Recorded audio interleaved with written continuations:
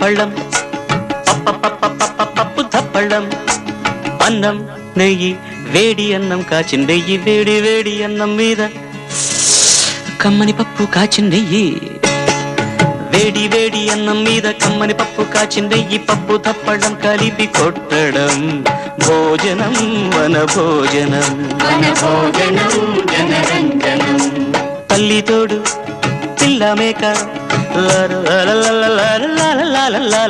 తల్లి తోడు పిల్ల మేక ఆలు మగలు అత్త కోడలు బాసు బంటూ ఒకటేనంటూ కలవడం